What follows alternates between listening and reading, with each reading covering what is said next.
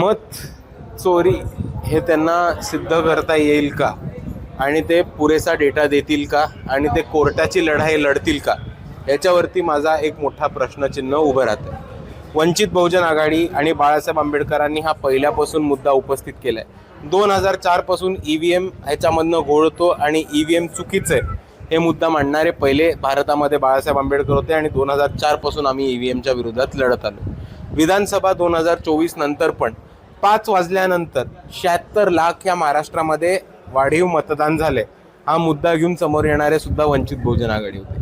हे आज जितके पक्ष आहेत ज्यांनी मोर्चा काढला या सगळ्यांना आम्ही खुलं आमंत्रण दिलं होतं की आम्ही ही केस लढणार आहोत, आम्ही ह्याच्यावरती मोर्चे सुद्धा काढणार आहोत आणि आम्ही कोर्टातली लढाई सुद्धा लढणार आहोत. तुमच्या जर डेटा किंवा तुमच्या माहितीमध्ये कुठेही असं आढळलं असेल की की मतांची चोरी झालेली आहे किंवा वाढीव मतदान ॲड झालेलं आहे तर ते वंचित बहुजन आघाडीच्या निदर्शनात आणा. आम्ही आणि तुमच्याकडे जो उपलब्ध माहिती आहे, उपलब्ध डेटा आहे तो वंचित बहुजन आघाडीला सादर करा आणि आमची जी कोर्टामधली केस आहे ती अजून मजबूत करा.